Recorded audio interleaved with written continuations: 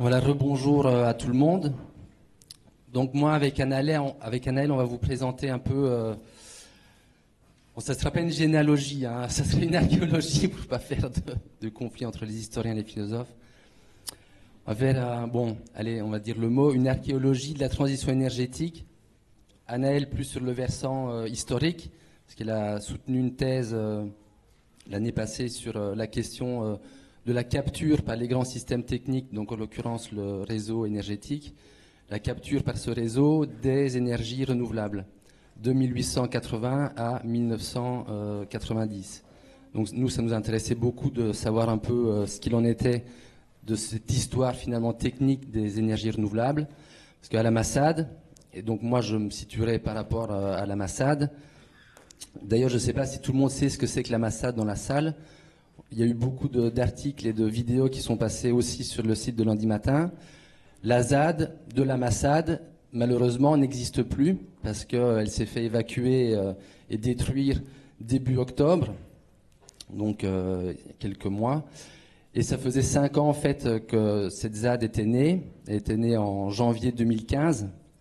Donc là d'ailleurs on va fêter son anniversaire parce que même si les bulldozers sont passés par là, les forces de l'ordre sont passés par là et que nos lieux d'habitat qu'on avait créés avec amour n'existent plus, eh bien c'est sûr que la Massad, elle existe toujours dans notre imaginaire et qu'on va continuer la lutte contre en fait un grand projet inutile de plus qui est un méga transformateur RTE. Donc RTE, pour ceux qui ne connaissent pas non plus, c'est Réseau Transport Électricité.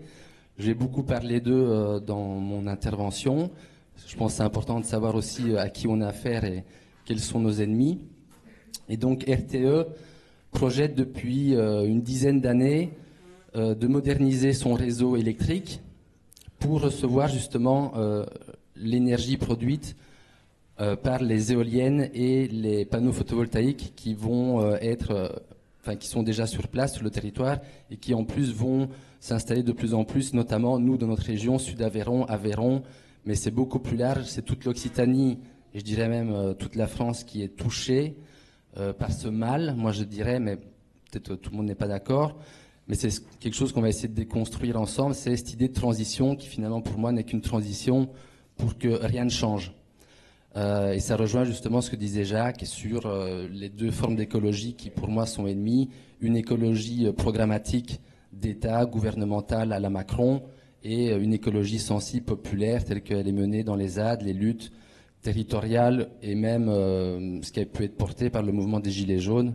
Je pense qu'il y a réellement une guerre qui est en train de se mener entre la définition et ce qu'on entend par ces deux écologies, d'un côté gouvernementale et de l'autre sensible ou populaire.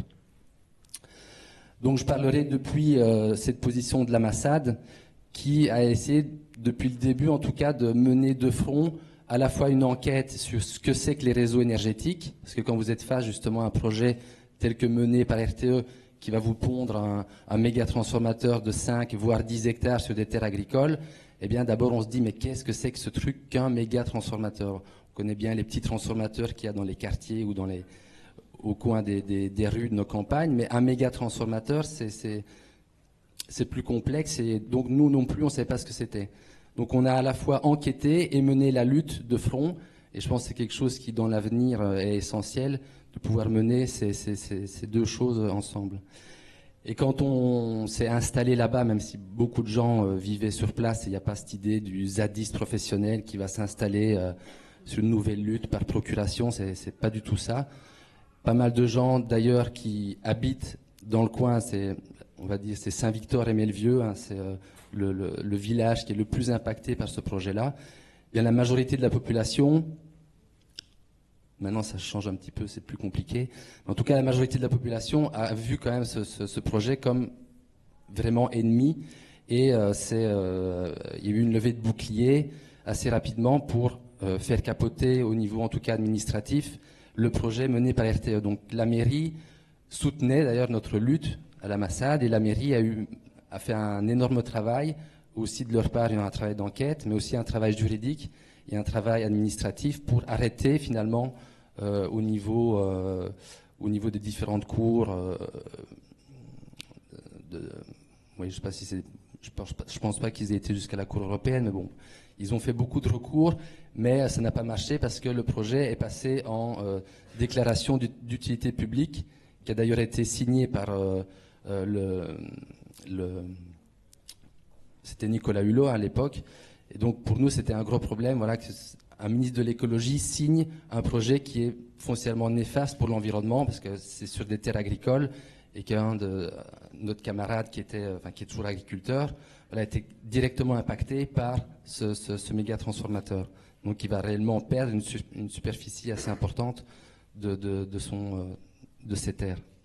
Et donc voilà, moi ce que j'avais envie de vous proposer, c'était un peu de dérouler ce fil ou ce câble on pourrait imaginer une méga bobine de câble de cuivre qui irait des éoliennes jusqu'au méga transformateur. C'est quand on va se balader, et je vous le conseille, c'est une expérience assez terrible d'ailleurs, mais allez vous balader au pied des éoliennes qui font 180 mètres de haut. De loin, ça paraît sympathique. Quand on passe sur les autoroutes, de plus en plus, on en voit partout de ces éoliennes. Mais allez vous balader en dessous, et je vous promets que vous vous sentirez très mal physiquement assez rapidement. Et moi, ce qui m'a un peu choqué et ce qui m'a poussé à enquêter un peu plus sur ce qu'étaient que ces champs d'éoliennes, comme on dit, et qu'est-ce que veut dire aussi la transition énergétique qui se cache derrière, eh bien, quand on arrive sur place, il n'y a pas grand-chose qui dépasse du sol, quoi. Donc, on se dit, mais comment elles ont été implantées, ces éoliennes? Où sont les câbles? Comment l'énergie circule, etc. Mais pourquoi est-ce qu'elle circule? Jusque quelle ville elle va, l'énergie? Et donc, c'est toutes des questions qui, collectivement, nous ont quand même beaucoup occupés. Et toutes les fêtes du vent, c'est une fête qu'on organise souvent fin de l'été, en août ou en septembre. Justement, on a essayé de faire un peu comme aujourd'hui, de faire intervenir des spécialistes ou des experts ou des gens qui ont un peu bossé cette question-là. Et donc, on a essayé de comprendre un peu comment tout cet appareillage technologique fonctionne en fait. Et donc voilà, c'est un peu la suite de ce que disait Jacques sur la technocratie. Et ben nous, concrètement, c'est à ça qu'on se frotte, c'est la technocratie RTE. Évidemment, tous ces gens-là viennent des grandes écoles d'ingénieurs françaises et viennent vous pondre des projets de modernisation des réseaux aux dépens même de la vie des populations locales et évidemment des gens qui se battent contre ce genre de projet. Donc déroulons un peu ce bobinage des réseaux électriques. Et donc, je voulais vous lire un petit extrait d'un auteur que j'aime assez bien qui s'appelle Tim Ingold et qui a écrit un texte en anglais qui s'appelle The Charge Against Electricity. Donc, on pourrait dire le procès de l'électricité. Et bon, il y a un petit effet Matrix que j'aime assez bien qui fait comprendre un peu aussi dans quelle forme d'illusion on est par rapport à cet objet technologique qu'est l'électricité. Jacques n'en a pas trop parlé au début, l'idée même de fée, électricité, etc., qui est née au tournant 19e, 20e siècle, est quelque chose qui est encore très présente. Et l'idée de la magie liée à l'électricité est quelque chose qui travaille même les ingénieurs d'RTE, qui parlent de mystique de l'interconnexion. Donc c'est quand même assez surprenant que des gens qui, pour le coup, sont très rationnels, pensent leur métier en termes de mystique. Donc je cite Tim Ingold. Nous accusons l'électricité de grande tromperie, aidée et encouragée par ces entreprises et ces financiers qui retirent d'énormes profits de cette illusion. L'électricité est complice de la construction et de la commercialisation d'une réalité contrefaite. Nous vivons dans un monde divisé en lui-même, retourné dessus, dessous, dedans, dehors. Un monde dans lequel les énergies, le mouvement, les flux matériels qui sont nécessaires à la perpétuation de la vie sont alternativement emprisonnés ou exclus, enfermés dans des boîtes noires, derrière des murs blancs ou en dessous des chaussées grises, afin de laisser l'espace de la consommation purifié de toute trace de vitalité. Cet espace n'est finalement habité que par des objets sans vie et stériles, simples simulacres de leur homologue réel. Dans ce semblant de monde, les choses travaillent sans qu'il soit nécessaire à leur opérateur de fournir un quelconque effort. Ces efforts sont appliqués sans contact charnel avec la matière. Ces points d'application, à l'instar des interfaces, sont perçus sans aucune relation sensible dans l'acte de perception, comme si le consommateur était placé dans une bulle. Mais en dehors de cette bulle, se trouve un large appareillage de production et de transport énergétique sur lequel dépend l'existence de cette illusion. Les plus grands exploits de l'ingénierie humaine résident dans la combustion du charbon, extrait depuis les profondeurs de la Terre, dans les barrages, dans les aérogénérateurs installés contre le vent, dans les réacteurs qui déchaînent les énergies condensées dans la matière. Plus l'illusion s'installe, plus s'agrandit l'échelle des interventions nécessaires à son maintien, à tel point que les conséquences de ces interventions inaugurent une nouvelle ère géologique pour cette planète, une ère d'indicible destruction. Voilà, moi je trouvais ça assez intéressant de voir justement l'autre côté de la bulle dans laquelle finalement on est tous un peu pris, qui est cette bulle de technologie et qui est un peu l'envers du décor, c'est tout ce maillage, tout ce réseau énergétique fait de lignes, de câbles, de pylônes, de transformateurs, et toutes ces choses en fait qu'on voit ou qu'on ne voit plus parce qu'elles sont soit invisibilisées ou parce que tellement on les a eues devant nos yeux, dans nos paysages, qu'on ne s'en rend même plus compte. Voilà, je suis venu en train, bêtement. Est-ce qu'on voit encore les lignes THT qui longent le plus souvent aussi les voies TGV? C'est une question. Et qu'est-ce qu'on peut faire avec ça ou contre ça? C'est une question intéressante. Et du coup, nous, la Massad, un peu comme on l'a vécu, bon, je parle au passé parce que ça n'existe plus, mais c'est toujours quelque chose qui est vivant et qui demande simplement à être réactivé. Donc, je parlerai entre le passé et le présent, je suis désolé, mais voilà, la Massad, comme on l'a pensé, c'était une manière aussi de briser cette bulle ou de faire éclater cette bulle et d'aller se frotter réellement à l'organisation matérielle de ce monde. La plupart des luttes, souvent, butent face à cette organisation matérielle du monde et on a du mal à penser, et ça a été dit à un moment donné dans une intervention précédente dans le public, que voilà, par rapport par exemple à l'énergie nucléaire, comment est-ce qu'on s'organise contre ça? C'est aussi une question très importante. Donc face à ce méga projet de transformateur, c'est poser la question à la fois pour les habitants et pour nous du rapport au sol que cela impliquait. Parce qu'évidemment, il s'agit d'une prise de possession violente d'un projet d'ingénieur qui a été, comme je l'avais dit, déclaré d'utilité publique. Et il y a quelque chose qui était quand même assez intéressant dans les discussions où on s'est posé la question de l'occupation des terres agricoles et donc l'installation de cette ZAD. Et il y a un habitant de Saint-Victor, donc du village, qui a dit « Mais nous, on ne veut pas occuper en fait cette zone, nous on habite ici. Ceux qui occupent, c'est RTE, ceux qui occupent, c'est à la façon des militaires, c'est une force d'occupation. » Donc c'est quand même aussi, je trouve, quelque chose d'intéressant de se demander est-ce que dans les luttes on habite, où on occupe. Et donc moi je placerais plutôt ce terme d'occupation du côté ennemi, du côté de l'occupation managériale, d'ingénierie, etc., donc d'occupation militaire. Et simplement je rappellerai que le mot même d'ingénieur date du XIIe siècle, c'est ingeniator, et ça veut dire celui qui procède à la reconnaissance d'une place forte en vue de son siège. Donc ça veut dire que le terme même d'ingeniator, donc d'ingénieur, en vieux français, veut dire quelqu'un qui est foncièrement lié à un projet stratégique militaire. Donc quand quelqu'un vient vous pondre un projet de transition énergétique ou un projet de modernisation ou un projet d'aéroport ou quoi que ce soit, ayez toujours l'œil vigilant. Sans doute c'est un ingénieur et donc un militaire. Et donc les gens ont vraiment essayé de penser cette chose de qu'est-ce qu'un territoire sacrifié en fait. Pourquoi est-ce que toutes ces éoliennes viennent s'implanter ici, dans une zone soi-disant à faible densité de population, comme les aménageurs aiment à le dire? Et en effet, c'est ça, c'est pour pouvoir implanter tous ces projets-là dans des zones où, a priori, il y aura moins de conflits qu'aux alentours de Toulouse, Montpellier ou Paris, c'est évident. Et ce qu'on s'est rendu compte aussi, c'est qu'évidemment, toute cette énergie produite, elle n'est pas destinée à la consommation locale. Ce qu'on dit souvent, les ingénieurs vous disent oui, mais l'électron, il va au plus court. En fait, oui, peut-être dans un circuit fermé et de manière autonome dans une maison, l'électron de l'électricité va à la consommation au point le plus court. Mais là, vu que c'est des lignes THT, donc très haute tension, elles sont designées, elles sont pensées, elles sont construites pour faire voyager l'électricité à travers les régions, à travers les pays et même à travers les continents. Donc il y a vraiment cette idée-là que finalement RTE voit notre territoire comme une terra nullius, une zone qui n'appartient à personne et qui appartient à son bon vouloir et qui est simplement une espèce de gisement de ressources. Et ça, Anaël le dira très bien tout à l'heure par rapport à cette idée de capture des énergies renouvelables. On se trouve vraiment en face de gens qui pensent le monde comme un gisement, comme un énorme gisement de ressources. Et ça, c'est foncièrement problématique. Et donc, c'est toujours une vision extérieure, presque même extraterrestre, par rapport au sol et par rapport à la Terre.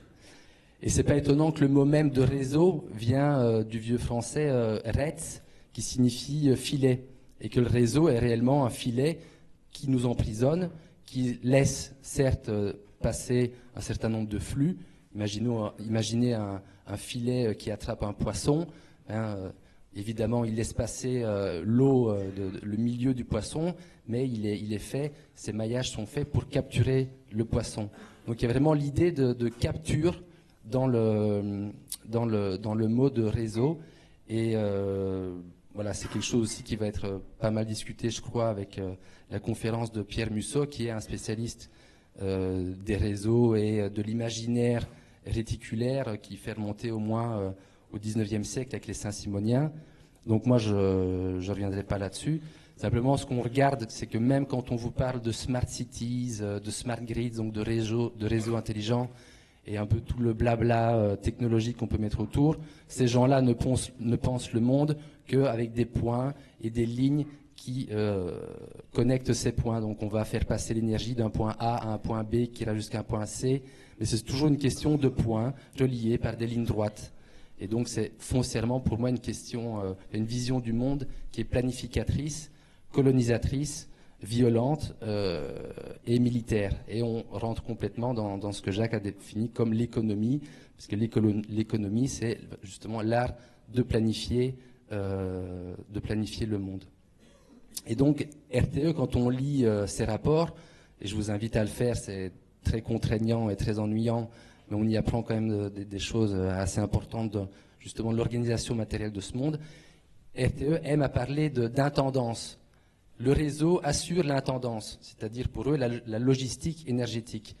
Donc c'est un peu la morale de l'histoire, c'est ne vous occupez de rien, continuez vos petites vies tranquillement, nous on s'occupe de l'intendance. Et c'est évidemment absolument stratégique vu que l'économie est liée à l'énergie. Sans économie, l'énergie est liée à l'économie, et sans énergie il n'y a pas d'économie. Je vais vous passer un petit spot publicitaire de RTE qu'on aime bien à la Massade. Et qu'Anaël connaît bien aussi, on a fait une intervention là-dessus à l'EHESS il y a un an. Et c'est un petit spot qui s'appelle « Une seconde pour que le courant passe » et où vous allez voir se décliner en 3-4 minutes toute l'histoire de l'électricité presque, mélangée avec l'histoire de la cybernétique, des mathématiques, et vous allez voir la fin est merveilleuse, comme quoi tout est énergie et... voilà, je vous le passe, c'est un régal. Un régal ou un cauchemar. Hein.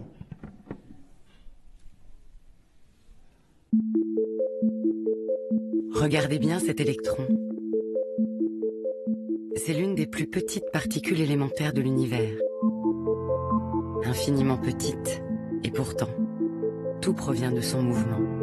La vie sur Terre, les abeilles, les manèges, un hôpital à Marseille, mais aussi vous, nous. L'électron, c'est la vie, c'est l'énergie aussi. Il permet le progrès, la santé, les rencontres, l'amitié. Et rien n'est plus précieux à nos yeux. Pourquoi?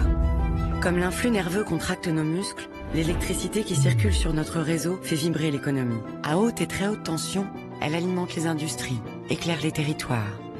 Nous ajustons en temps réel la production et la consommation et nous assurons la solidarité entre les régions.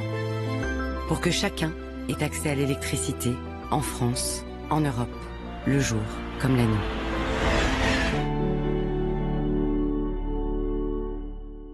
Observez maintenant l'alphabet numérique. Ce langage en apparence simple et binaire. En quelques années, il a bouleversé notre façon de communiquer, de nous informer, de travailler. Il a réinventé aussi le transport de l'électricité.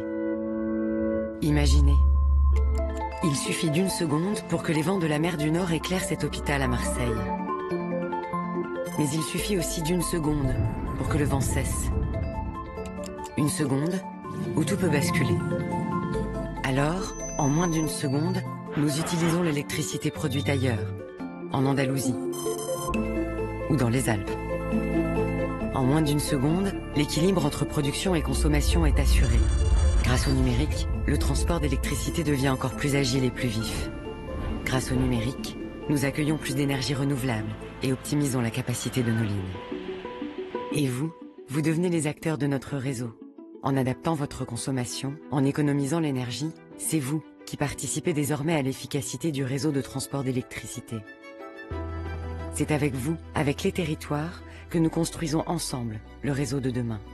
Vous qui nous aidez à accomplir notre mission de service public pour que, quoi qu'il advienne,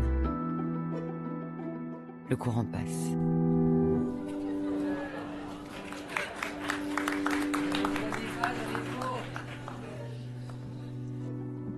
Vous avez prévenu, c'est un peu une vision d'enfer. Hein. Bon, ben, c'est contre ça qu'on lutte.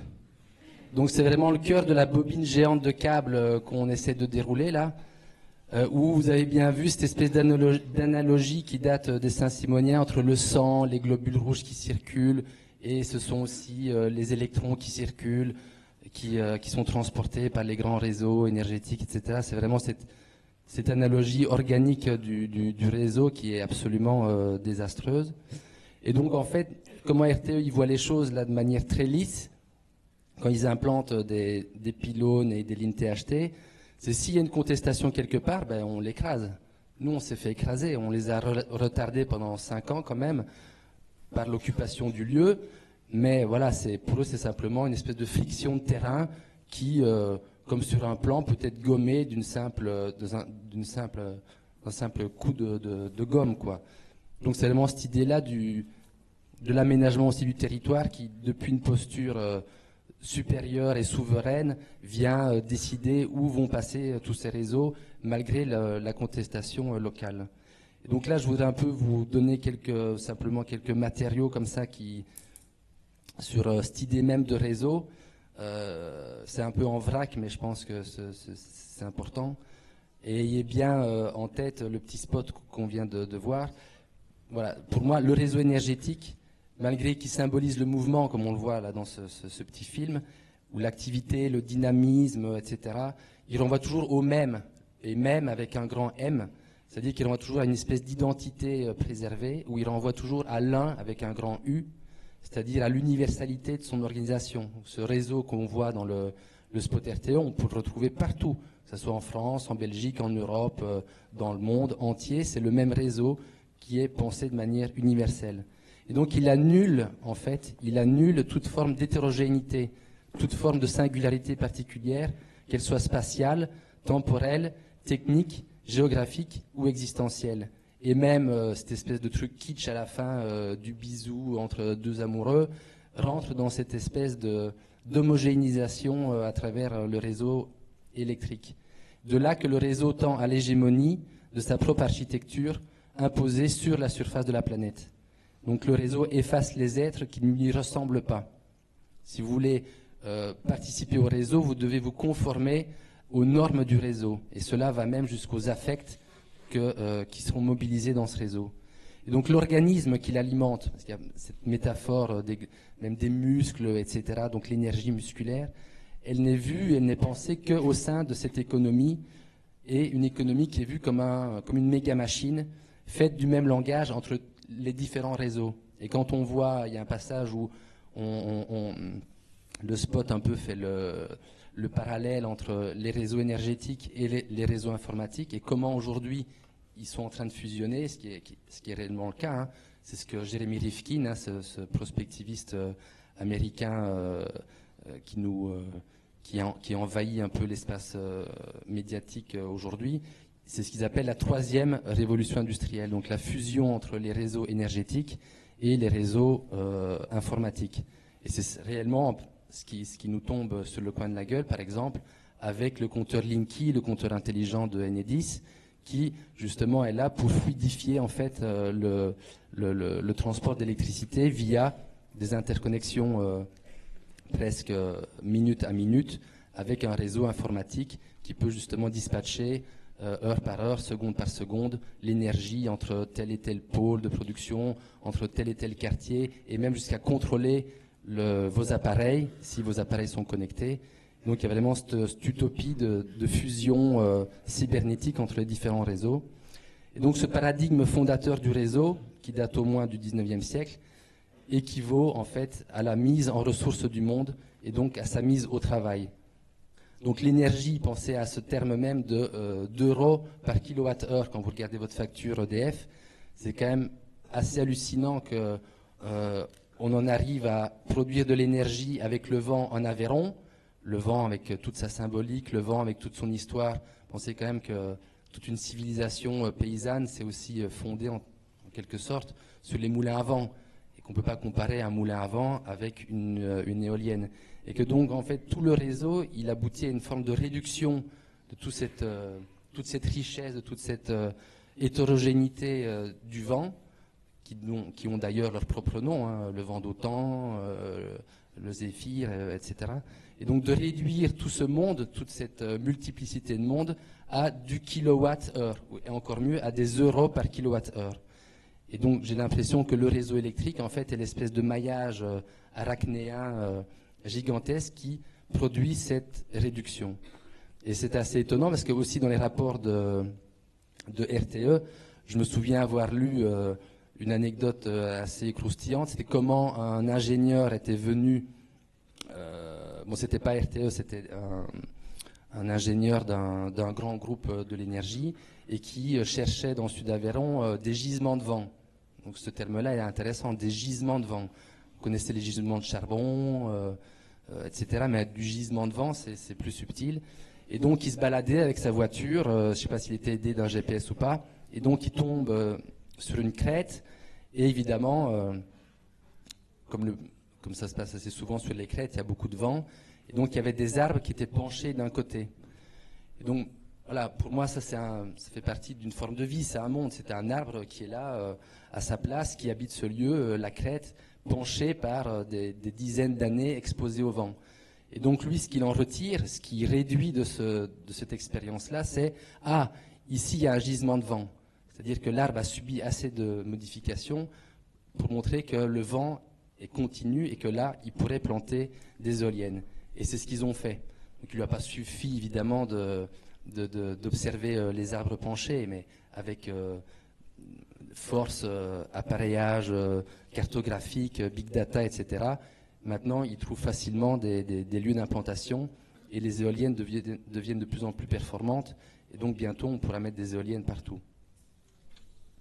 Et donc voilà, RTE nous dit qu'ils assurent l'intendance, mais en fait, ils organisent la logistique de cette réduction du vivant à des kilowattheures. Ce que certains appellent énergo-pouvoir, et c'est quelqu'un qui s'appelle Dominique Boyer qui a pondu un peu ce terme pompeux mais qui reste intéressant, énergo-pouvoir ou énergopolitique, à la suite de Foucault qui s'était arrêté entre guillemets à la biopolitique, et on pourrait définir l'énergo-pouvoir, donc le pouvoir de l'énergie, comme une espèce d'interaction entre le gouvernement des populations et l'extractivisme énergétique. Et nous, voilà, si je peux reprendre ce fil de la Massad, avec nos cabanes, avec nos low-tech, ce qu'on a fait, c'est de bloquer ce continuum énergopolitique.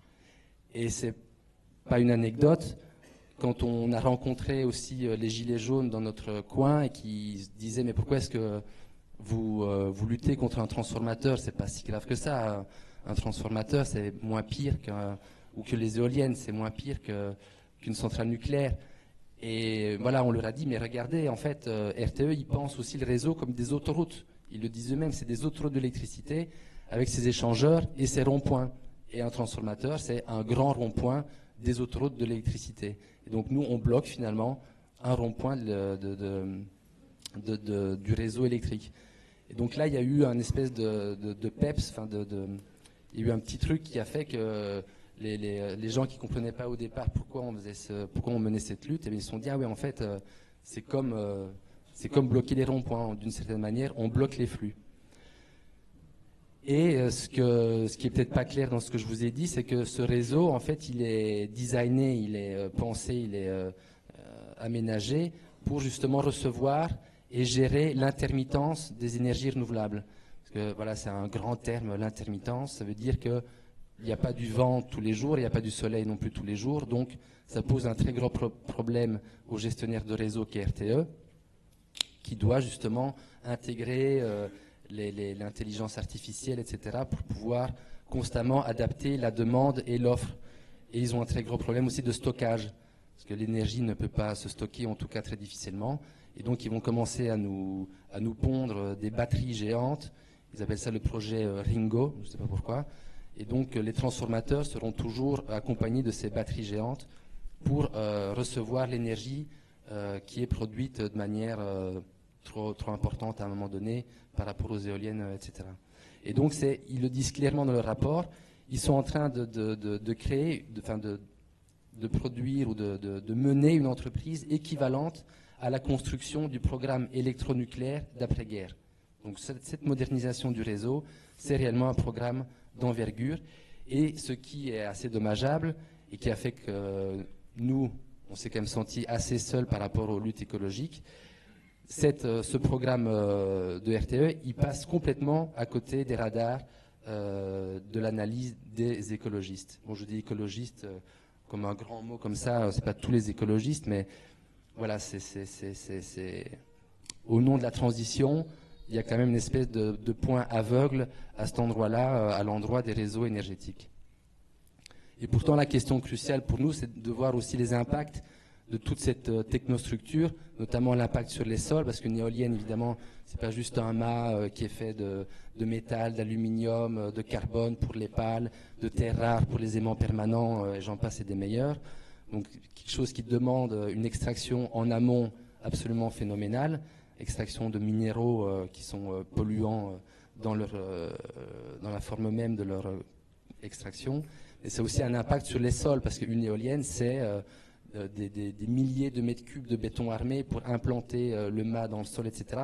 Donc c'est réellement quelque chose qui s'impose sur les territoires.